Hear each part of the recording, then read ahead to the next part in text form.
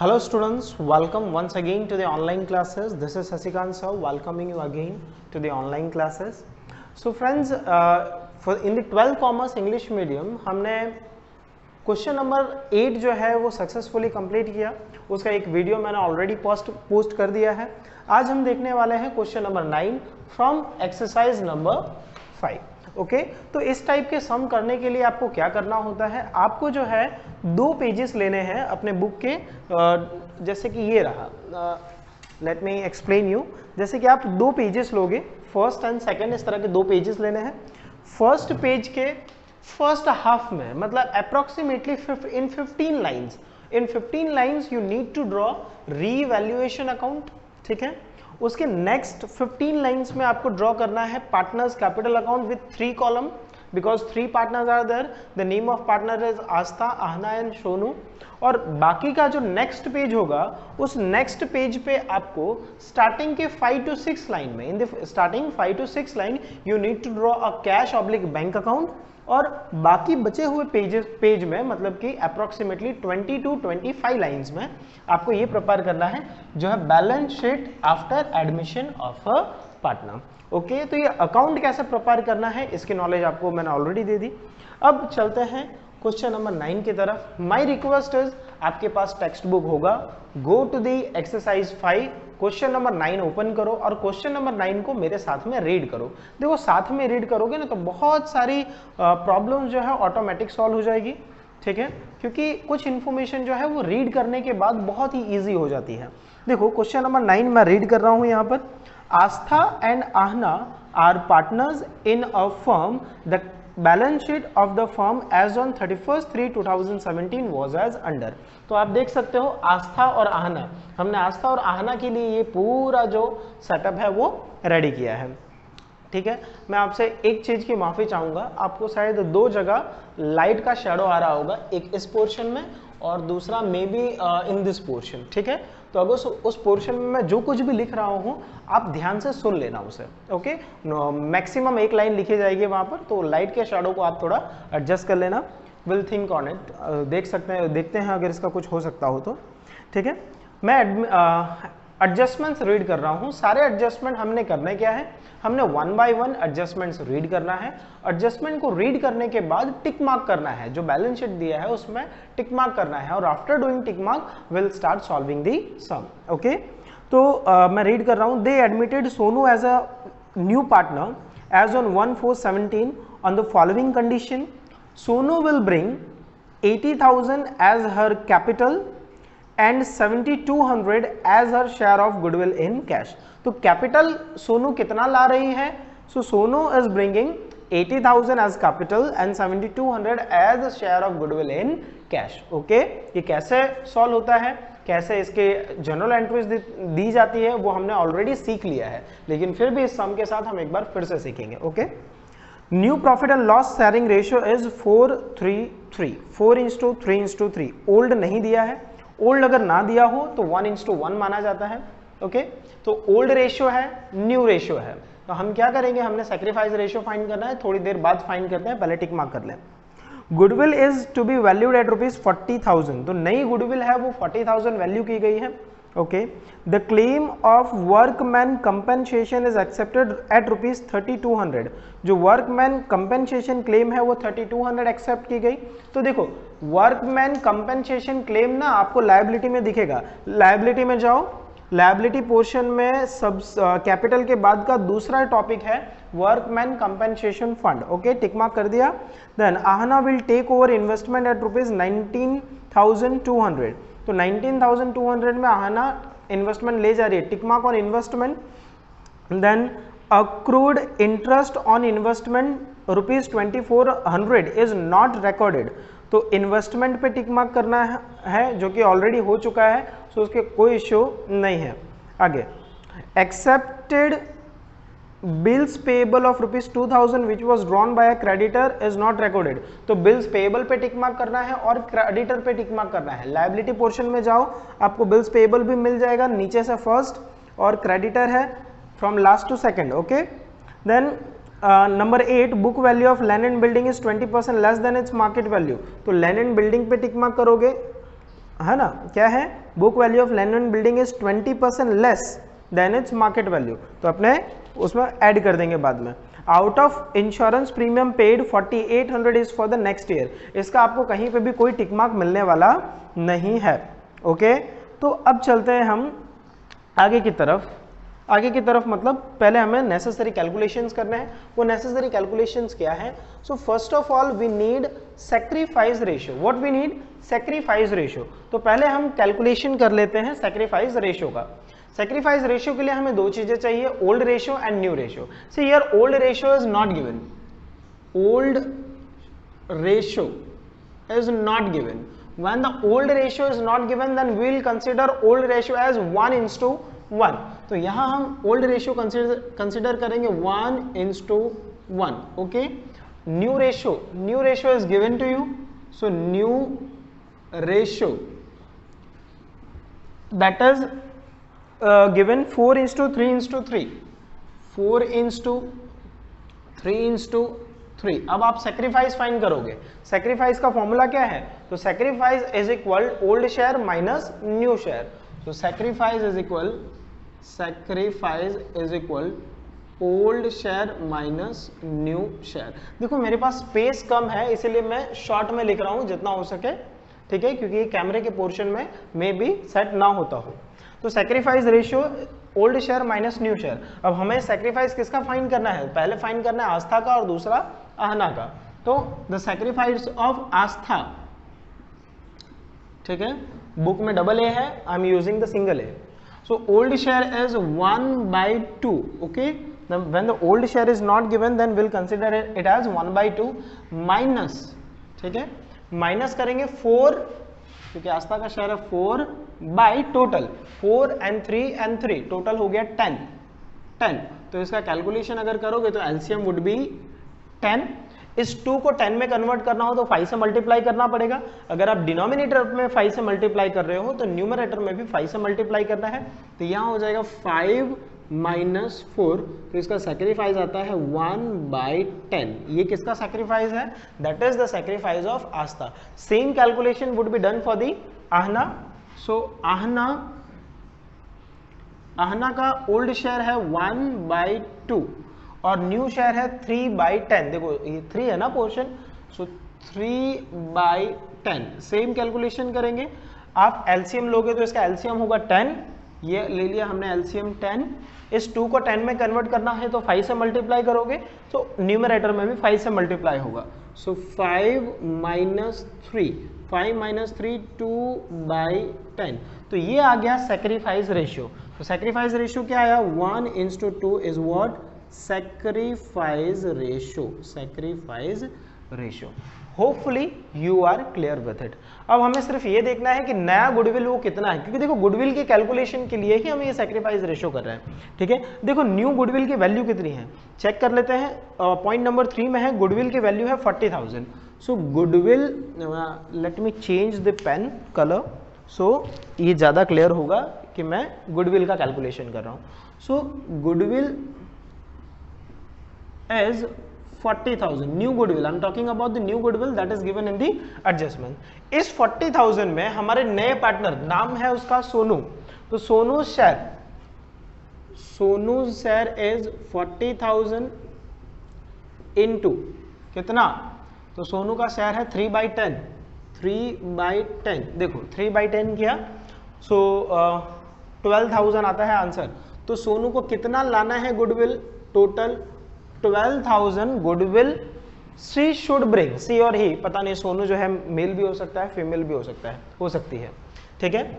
12,000 उसे लेकर के आना है गुडविल के पैसे में, लेकिन वो लेकर के एक्चुअल में कितना आई है? सो सोनू एक्चुअली में आपको पहली लाइन में लिखा हुआ है गुडविल इन कैश 7,200। कितना ला रही? 7,200। तो इसमें से 7,200 माइनस कर दो, माइनस 7,200, बाकी कितना रहा? तो जो बाकी रहता है द अमाउंट इज 4,800 जो है वो बाकी रह जाता है, ठीक है। इतना ये हमने किया गुडविल का कैलकुलेशन। देखो नॉर्मली तो गुडविल की एंट्री भी देनी होती है, लेकिन मैं एंट्री नहीं देने वाला क्योंकि बोर्ड में मेरे पास में इतनी स्पेस नहीं है। अगर आप इतना भी करते हो तो भी आपको पूरे पूरे मार्क्स मिलेंगे। अब हम चलते, इतना छोटा सा नेसेसरी कैलकुलेशन हमने कर लिया। आफ्टर डूइंग दिस कैलकुलेशन हमने क्या करना है, तो हमने पूरा बैलेंस शीट कॉपी करना है। देखो क्वेश्चन नंबर 9 आप लायबिलिटी पोर्शन से स्टार्ट करोगे, ठीक है। जो रिजर्व्स डिस्ट्रीब्यूट होते हैं वो डिस्ट्रीब्यूट करना है, जिनमें एडजस्टमेंट है एडजस्टमेंट भी साथ साथ में सॉल्व करते जाएंगे। तो चलते हैं हम अपने लायबिलिटी पोर्शन की तरफ। तो लायबिलिटी पोर्शन में सबसे पहला मुझे दिखता है कैपिटल अकाउंट। तो कैपिटल अकाउंट है, ये रहा हमारे पास कैपिटल अकाउंट। कैपिटल अकाउंट के क्रेडिट साइड में ये है कैपिटल अकाउंट का क्रेडिट साइड, ठीक है। तो क्रेडिट साइड में आप लिखोगे by balance brought down, okay. Astha's capital is 76,000 and Ahna's capital is 48,400। Clear है। और सोनू की कैपिटल में होगा डैश। क्लियर। मैं इसको जरा सा ऊपर लिख देता हूं 48,400, okay 48,400। Clear. Then second point is workman compensation fund. देखो वर्कमैन कंपेंसेशन फंड क्या होता है? कंपेंसेशन मतलब एक्सीडेंट, ये समझो। जैसे कि वर्क प्रीमाइसेस में हमारी फैक्ट्री है, अगर फैक्ट्री में किसी वर्कर को लग जाती है, चोट लग जाए या कुछ भी इंजरी हो जाए, तो उसको हम पैसा देते हैं, ठीक है। तो जिस फंड से पैसा देते हैं उसे कहते हैं वर्कमैन कंपेंसेशन फंड। अगर किसी को लगता है तो पैसा देना है, अगर किसी को कोई इंजरी नहीं हो रही है तो पूरा पैसा जो है वो पार्टनर्स का है। तो ये पार्टनर डिस्ट्रीब्यूट कर लेंगे अगर टिक मार्क ना हो तो। लेकिन देखिए अगर यहाँ पर आपके पास बुक होगा और आपने मेरे साथ में ही टिक मार्क किया है, ठीक है, वर्कमैन कंपेंसेशन फंड पे एक छोटा सा टिक मार्क है। तो आपको क्या करना है, वो वर्कमैन कंपेंसेशन वाला जो लाइन है, जो लाइन दी हुई है, उसे रीड करना है। तो चलो रीड करते हैं। वो पॉइंट है नंबर 4, पॉइंट नंबर 4 आप रीड करो। The claim of workman compensation is accepted 3200। मतलब किसी एक वर्कर को चोट लग गई होगी, इंजर्ड हो गया होगा, उसे हमने कितना पे करना है, सो वी नीड टू पे 3200। 3200 पे करना है तो वो लिखा जाएगा लायबिलिटी पोर्शन में। ये रही लायबिलिटी पोर्शन। लायबिलिटी पोर्शन में लिख देता हूं workman compensation claim, okay. Workman compensation claim कितना 3200 है ना, 3200 ही है। Let me clear, let me check, yeah it is 3200। अब वापस से चेक करो, बैलेंस शीट में आओ। एक्चुअल में वर्कमैन कितना था, workman compensation. So actually the workman compensation was 4800। कितना है 4800। फ्रॉम दैट 4800 3200 क्लेम देना है, तो बचा कितना, आप यहां कैलकुलेशन कर लो। देखो 4800 था, 3200 हमने क्लेम देना है, तो बचा कितना 0 0 0 6 एंड 1, 1600 बच गया। ये 1600 जो है पार्टनर डिस्ट्रीब्यूट करेंगे। कौन से रेशियो में डिस्ट्रीब्यूट करेंगे, so that is to be distributed in equal ratio because the old share is equal ratio, okay. तो ये मैं डिस्ट्रीब्यूट कर रहा हूं बाय वर्कमैन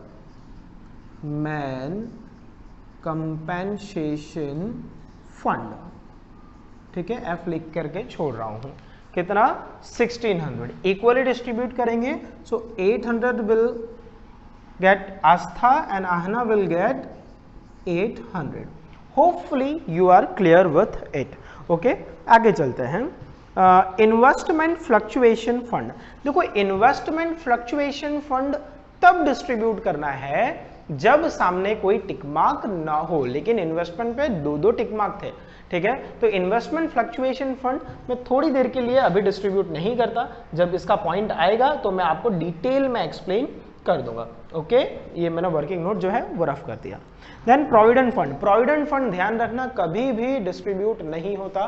प्रोविडेंट फंड जो है वो एम्प्लॉइज का है। जब वो रिटायर होते हैं या जब जॉब छोड़ करके जाते हैं तो हमें प्रोविडेंट फंड के पूरे पैसे पे करने होते हैं। So provident fund is our liability. Liability portion में लिखेंगे provident fund, provident fund and the amount is 6000 6,400।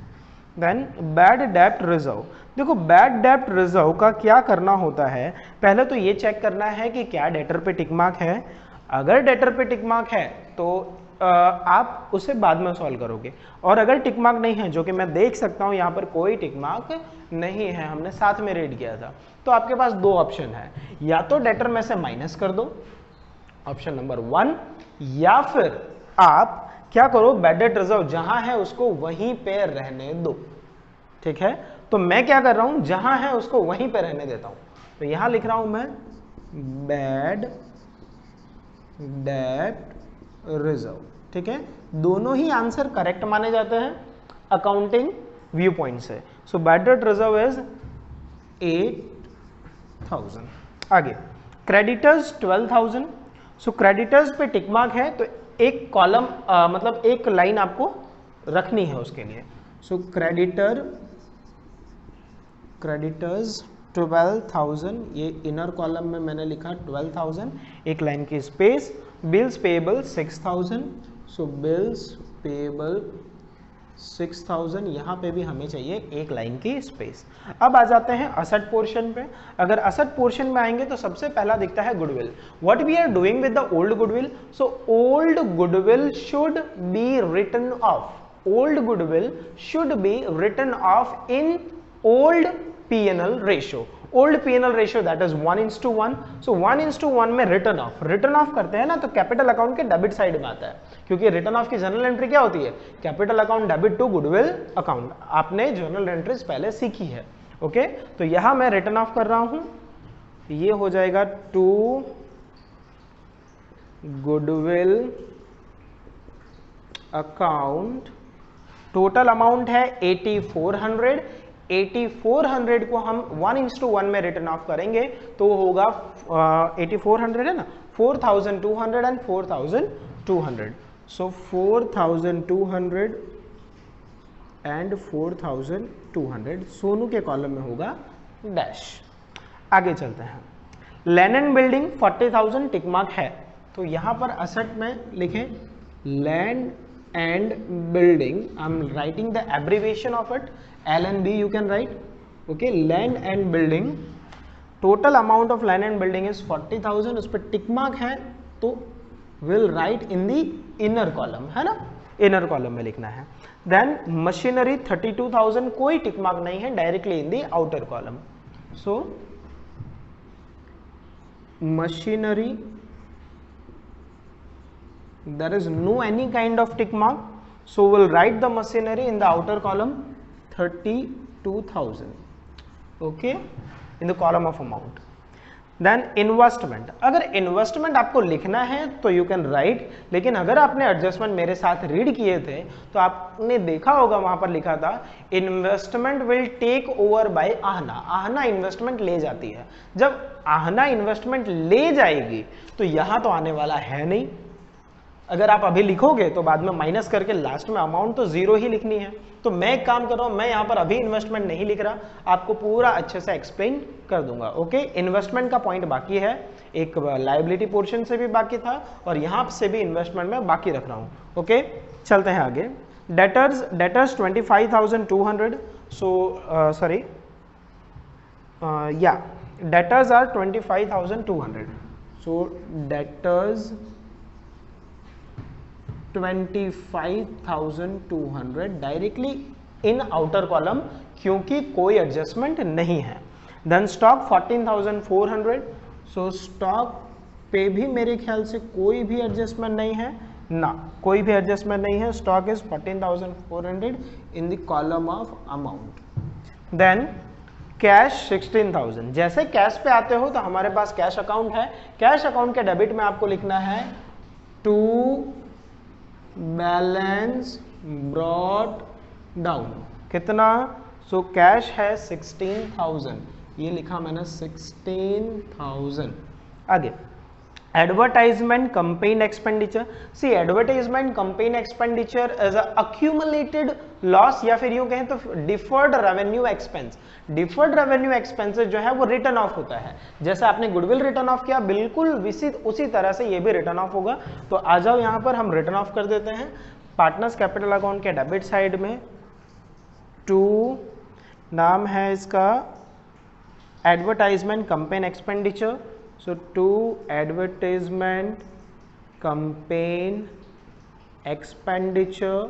Old ratio is 1:1, so 1:1 3200, 3200 को 1:1 में डिस्ट्रीब्यूट करोगे तो it would be 1600 and 1600. Sonu के कॉलम में होगा dash. Okay, then PNL account. PNL account अगर असेट में है तो वो लॉस है, और अगर लायबिलिटी में है तो वो प्रॉफिट है. अगर वो प्रॉफिट है तो क्रेडिट साइड में जाएगा, और अगर असेट साइड में लॉस है तो वो डेबिट साइड में जाएगा. तो डेबिट साइड पे पीएनएल अकाउंट भी डिस्ट्रीब्यूट कर देते हैं. सो टू पीएनएल अकाउंट अमाउंट 4000. ठीक है, तो 4000 है तो हो जाएगा 2000 will get by Aastha and 2000 will get by Aahna. Sonu के कॉलम में होगा डैश. तो ये आपने और हमने दोनों ने मिलकर के बैलेंस शीट को पूरा जहां जहां लिखना था उस बैलेंस शीट को हमने उसके प्लेस पे लिख दिया. हमने दो चीजें छोड़ दी. पहला एक इन्वेस्टमेंट फ्लक्चुएशन फंड का पॉइंट रख दिया, और दूसरा एक पॉइंट हमने छोड़ा वो था इन्वेस्टमेंट का. ठीक है, इस साइड से इन्वेस्टमेंट नहीं लिखा है और इस साइड के पोर्शन में से हमने इन्वेस्टमेंट फ्लक्चुएशन फंड की एंट्री नहीं दी है, जो कि ध्यान रखना है जब इन्वेस्टमेंट का टॉपिक आएगा तब हमें उसे सॉल्व करना है. क्लियर? चलते हैं आगे. देखो, Sonu will bring 80,000 as her capital. तो पहले इस पोर्शन को सॉल्व कर लेते हैं. सोनू 80,000 क्या ला रही है? तो 80,000 वो कैपिटल ला रही है. सो कैश अकाउंट के डेबिट साइड में सबसे पहले आप लिखोगे टू सोनूज कैपिटल अकाउंट, क्योंकि सोनू पैसा लेकर आई. सोनूज कैपिटल अकाउंट हाउ मच? सो 1 लाख, 1 लाख रुपया लेकर के आ रही है. ये 1 लाख रुपीज कैपिटल है, तो सोनू के कैपिटल अकाउंट के क्रेडिट साइड में लिखेंगे. ठीक है, हर एक की दो इफेक्ट होती है मिनिमम. मेरे ख्याल से अगर मैं मार्कर चेंज कर लूं तो ये ज़्यादा बेटर रहेगा, क्योंकि एडजस्टमेंट्स हैं. एडजस्टमेंट को मैं ब्लैक मार्कर से सॉल्व कर रहा हूं. ठीक है, इसे वापस से लिख दिया जाएगा.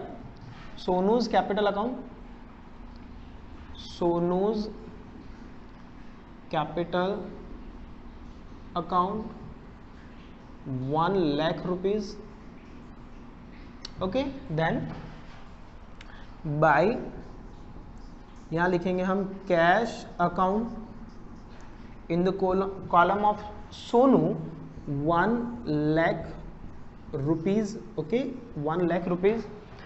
इसके बाद आगे उसी में पॉइंट था 7200 as her share of goodwill in cash. तो गुडविल के वो 7200 ला रही है. जो कैश गुडविल के लिए लाया जाता है उसे हम क्रेडिट करते हैं प्रीमियम फॉर गुडविल अकाउंट. तो कैश अकाउंट के डेबिट में आप लिखोगे to premium for goodwill account, premium for goodwill account. कितना? 7200. ये 7200 जो है वो ओल्ड पार्टनर डिस्ट्रीब्यूट करते हैं. कौन से रेशियो में डिस्ट्रीब्यूट करते हैं? So that is to be distributed in sacrifice ratio, and the sacrifice ratio is 1:2. What? 1:2. तो ये हम डिस्ट्रीब्यूट करेंगे ओल्ड पार्टनर क्रेडिट साइड. यहां लिखेंगे by premium for goodwill. Total amount है 7200. 7200 को 3 से डिवाइड करना है और 1 से मल्टीप्लाई करना है. तो सॉरी 3 से डिवाइड करेंगे तो कितना होगा? 16, 15, 5, sorry, let me check it. या प्रीमियम फॉर गुडविल जो है वो आस्था को मिलेगा 2400 एंड आहना विल गेट 4800. ठीक है, आप इसका कैलकुलेशन कर सकते हो. कैलकुलेशन कैसे करोगे? तो 7200 इंटू 1 डिवाइडेड बाई 3. तो 3 से डिवाइड करोगे तो that would be 2400. Then 7200 into 2 divided by 3 that would be 4800. 4800। तो हमने पहला एडजस्टमेंट सॉल्व किया, आगे चलते हैं। Point number 2, new PNL sharing ratio is 433, that is already solve क्योंकि हमने कैलकुलेशन में उसका यूज कर लिया, जाने दो उसे। Goodwill is to be valued 40,000, okay, ये सॉल्व करना बाकी है। देखो गुडविल की वैल्यूएशन 40,000 आई, उस 40,000 के अकॉर्डिंग हमारी सोनू बहन का शेयर कितना आ रहा था, तो सोनू का शेयर था 12,000 में से वो कितना लेकर के आई, 7,200 लेकर के आई। कितना लाना बाकी है, 4,800 लाना बाकी है। तो जितना पैसा लाना बाकी है उतना उसके कैपिटल अकाउंट से डेबिट कर लिया जाता है, और वो पैसा, ये 4,800 किसको मिलेगा, जो हमारे सैक्रिफाइसिंग पार्टनर थे आस्था और आहना, उनको बांट दिया जाएगा। तो पहले 4,800 आस्था और आहना को बांट देते हैं। क्या लिखेंगे यहाँ पर, बाय सोनूज कैपिटल, किसके अकाउंट से ले रहे हैं, सोनूज कैपिटल अकाउंट से आप ले रहे हो पैसा। कितना लेना है, 4,800 लेना है। वो 4,800 कौन से रेशियो में बांटा जाएगा, तो 1:2 में बांटा जाएगा। 4,800 डिवाइडेड बाई 3, आई थिंक 1,600 या 1,600। तो पहले वाले को मिलेगा 1,600 और दूसरे को मिलेगा 3,200। तो Astha will get 1,600 and Aahna will get 3,200। ये हुई पहली इफेक्ट। दूसरी इफेक्ट, सोनू के कैपिटल अकाउंट से डेबिट करना है, तो चलो सोनू के कैपिटल अकाउंट में ये रहा डेबिट, ये रही सोनू 1,600 एंड 3,200। यहाँ लिखो 1,600 और इधर आ जाएगा 3,200। देखो 1,600 किसको मिला, आस्था को, तो यहाँ आ जाएगा to Astha capital account, Astha's capital account, और 3,200 का नाम है आहना, तो यहाँ आ जाएगा टू आहनाज कैपिटल अकाउंट। ठीक है, होपफुली आपको समझ में आ गया होगा।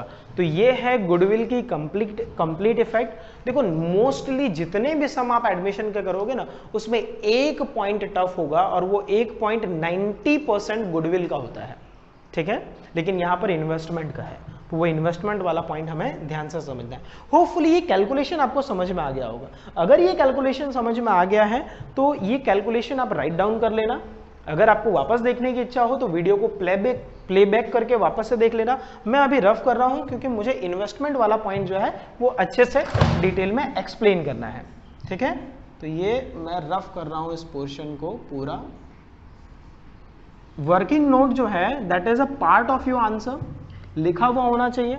Don't do working note in rough portion, है ना। रफ पोर्शन में कभी भी वर्किंग नोट ना करें। क्यों? क्योंकि वर्किंग नोट के भी मार्क्स होते हैं। Working note is a part of your answer. चलो अगला जो पॉइंट था वो क्या था। So the claim of workman compensation is accepted 3,200, जो कि ऑलरेडी हमने स्टार्टिंग में ही सॉल्व कर दिया था। ये रहा 3,200 हमने यहाँ लिखा था, जो बचा था वो हमने डिस्ट्रीब्यूट कर दिया था। Is that clear? आगे चलते हैं। Aahna will take over investment at ₹19,200। देखो आहना जो है वो इन्वेस्टमेंट ले जाती है 19,200 में। सबसे पहले तो 19,200 की एंट्री दे दें। कहां पर?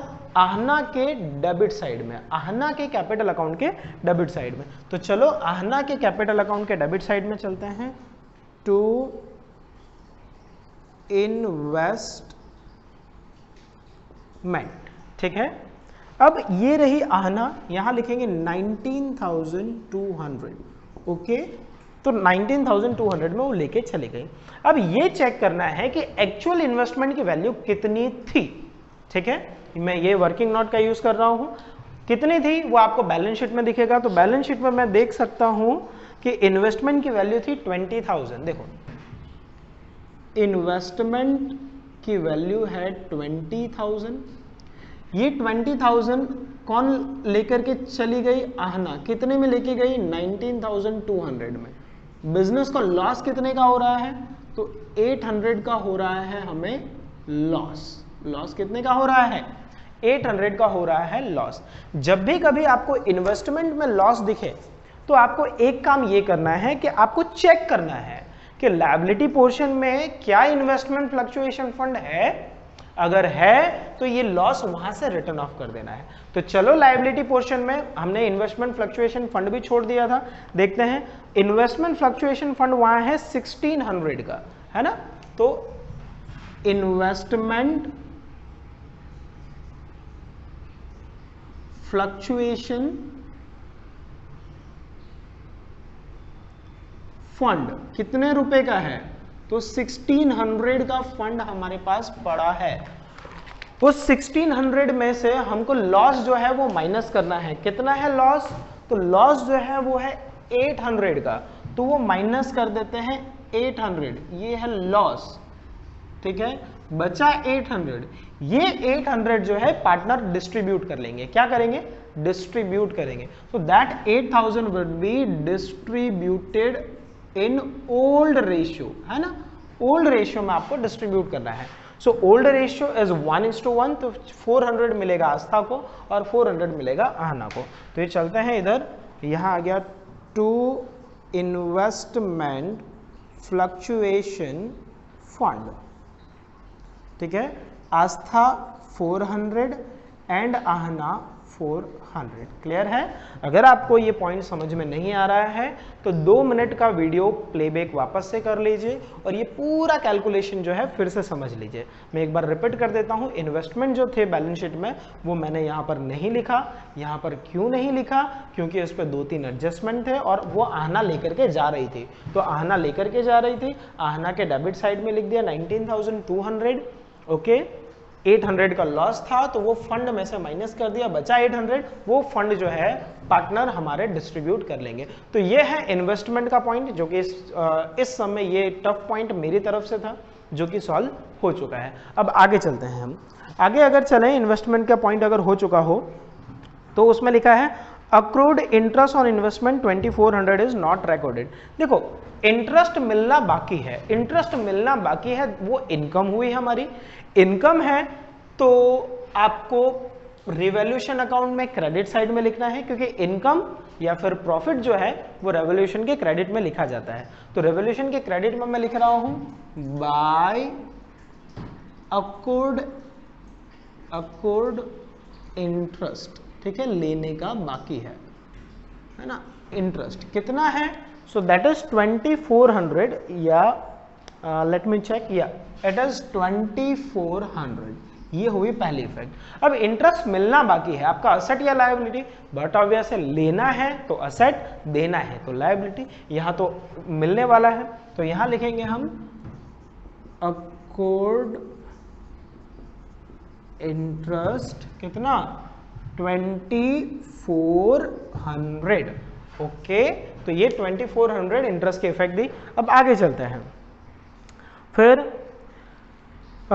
Accepted bills payable of ₹2000 which was drawn by a creditor is not recorded. देखो bills payable which was drawn by a creditor, कभी भी आप क्रेडिटर से बिल्स पेएबल एक्सेप्ट करते हो तो क्रेडिटर घट जाते हैं और बिल्स पेएबल इंक्रीज हो जाता है।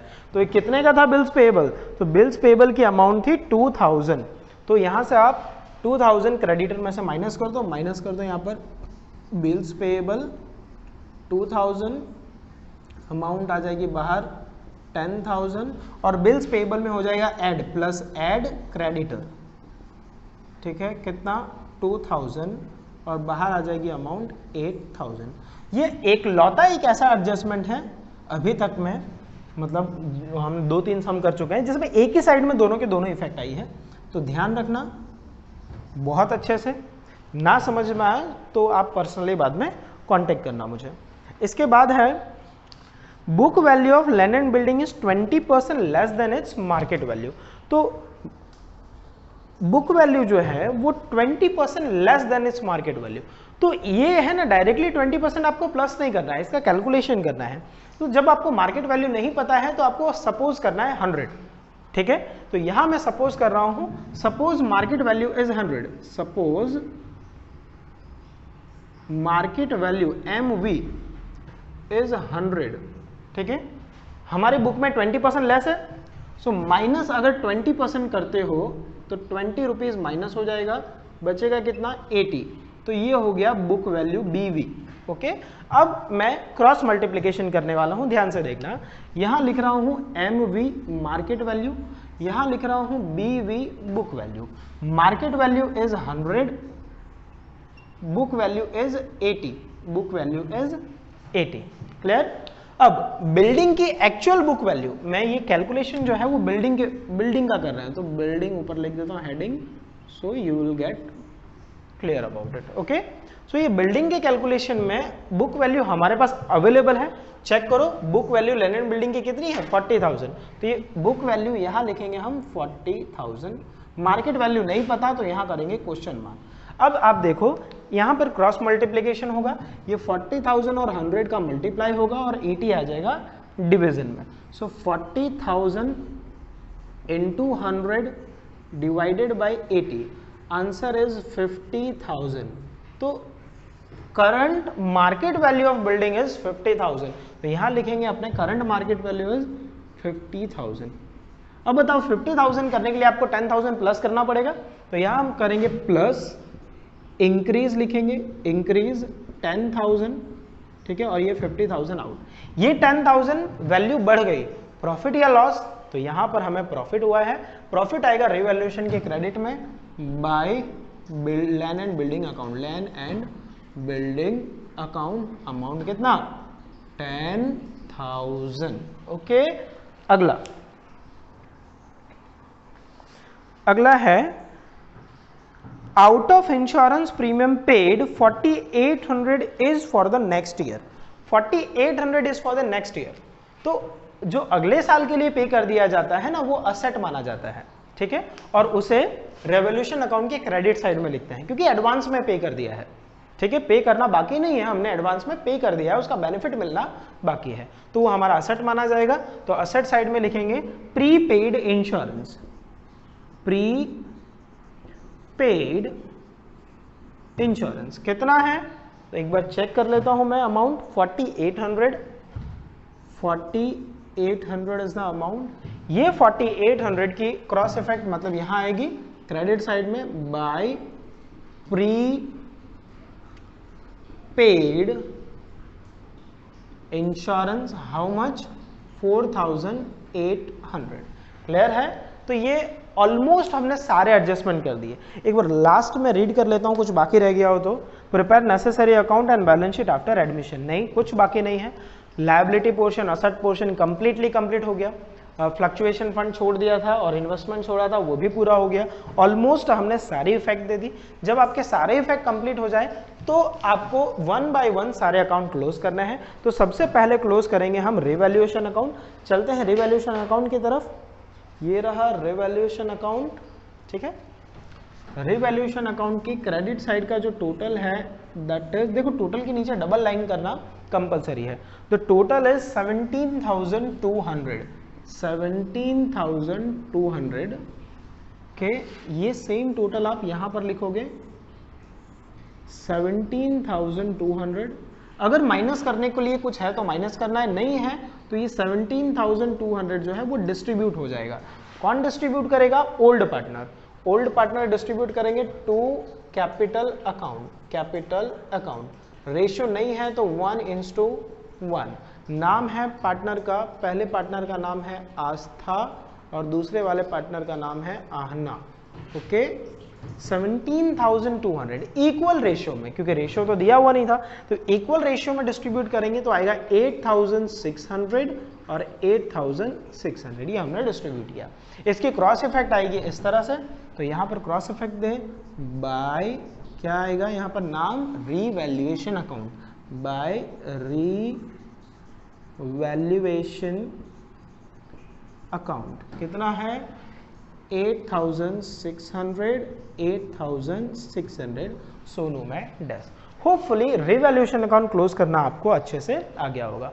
उसके बाद में आप one by one partner wise account close करना है। जैसे पहले मैं आस्था का कैपिटल अकाउंट क्लोज कर रहा हूं, अगर आप कैपिटल अकाउंट क्लोज कर रहे हो तो निश्चिंत होकर के बिना टेंशन लिए आप क्रेडिट साइड से टोटल स्टार्ट कर सकते हो, ठीक है। तो ये डबल लाइन की मैंने कैपिटल अकाउंट क्लोज करने के लिए, यहां पर भी डबल लाइन कर देना है। ओके, इस टोटल को मैं नीचे लिखना है, हमें नीचे लिखना है, तो टोटल आ जाएगा आपका, just a second, am I missing something और everything is clear, no I don't missing, 76,000 yes there, 1,600 is there, 2,400 is there, workman compensation fund 800 is there, investment fluctuation fund. Okay, investment fluctuation fund का point गलत समझा दिया था, sorry, हाँ एक mistake हो गई है, मैं उस मिस्टेक को क्लियर करना चाहता हूँ।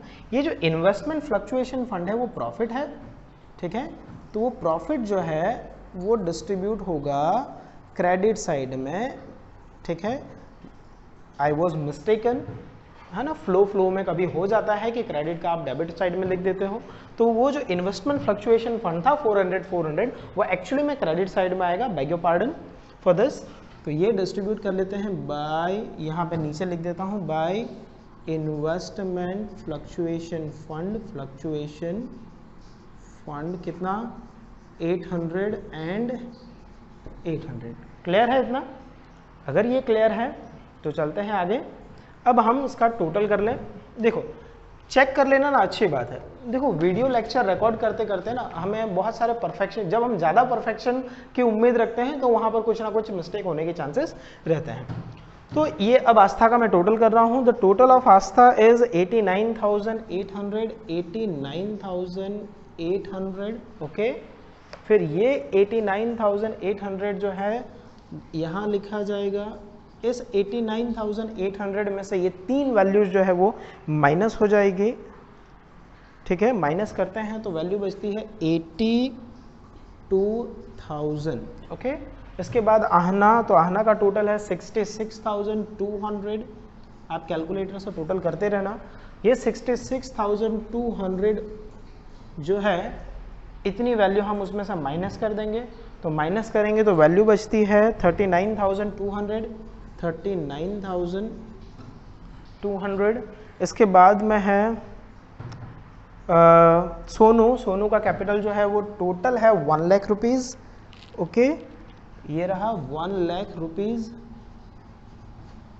इस 1 लाख रुपीज़ में से कुछ माइनस हो जाएगा, तो इतनी वैल्यू माइनस हो जाएगी, कितना 1600 एंड 3200 विल बी डिडक्टेड। एक मिनट, सोनू का कैपिटल 1 लाख था या 80,000 था? Check it, let me check it. Sorry, it was 80,000। हाँ, I was mistaken again.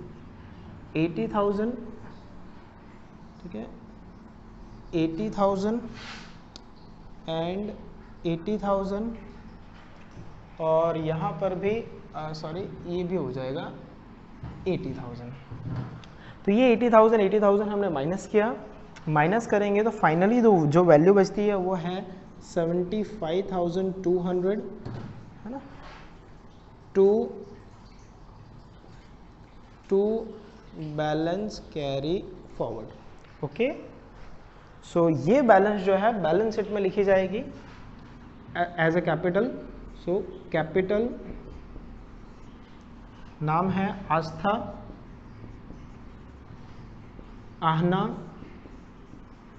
And Sonu, and their capital is 82,000, 39,200 and 75,200। ओके, इतनी चीजें हैं। इनका टोटल करके फिर अमाउंट के कॉलम में लिख देना है आपको। इनका टोटल है 1,96,400, 1,96,400। क्लियर है? इसके बाद में इस कैश अकाउंट को आपको क्लोज करना है। अगर कैश अकाउंट को आप क्लोज करते हो तो आप देखिए 16,000 प्लस 80,000 96,000, 96,000 प्लस 7,200 1,03,200, 1,03,200, 1,03,200 माइनस करने के लिए कुछ नहीं है, 1,03,200 ये हो जाएगा बाय बैलेंस कैरी फॉरवर्ड। बराबर, ये कैश बैलेंस है, आपका असेट है। असेट पोर्शन में लिखोगे कैश बैलेंस कितना 1,03,200। यार ये सारी चीज़ें हमने लिख दी। तो देखिए इस वीडियो को बनाते टाइम मुझसे 2 मिस्टेक्स हो गई हैं जो मैं माफ़ी मांग लेता हूँ आपसे। पहला एक तो इफेक्ट मुझे क्रेडिट में देना था, जो बाय मिस्टेक डेबिट में दे दिया था, जिसे वीडियो के एंड में रफ करके मैंने इस साइड लिख दिया। और दूसरा ये जो कैपिटल था दैट वाज 80,000, जो कि बाय मिस्टेक मैंने 1 लाख लिख दिया था। ठीक है, मेरी नज़र जो है वो कहीं और चली गई होगी। ठीक है, तो उसके लिए माफ़ी चाहता हूँ। अब आपको करना क्या है, लास्ट वर्क है, आपको बैलेंस शीट क्लोज करना है। दोनों साइड का टोटल सेम आना चाहिए। अगर वो सेम आता है तो आपका आंसर करेक्ट, और अदरवाइज कोई ना कोई मेरी तरह कोई एक मिस्टेक रह गई होगी। तो इसका टोटल मैं एक बार चेक कर लेता हूँ सारे डिजिट्स। ठीक है, 1,96,400, देन 6,400, 3,200 भी है, 8,000 is there, 10,000 is there, okay, everything is there. So the total of liability portion is 2,32,000। Similarly asset side का टोटल भी टैली ही होना चाहिए 2,32,000। एक रुपए का भी फर्क नहीं आएगा। चेक कर लेते हैं बाकी digits. 50,000, 32,000, 25,200, 14,400, 2,400 and 4,800। Okay, just is एक कैश बैलेंस 1,03,200 जो कि हमने लिख दिया। ओके, तो मेरे ख्याल से ये पूरा सम आपको क्लियर हो चुका होगा।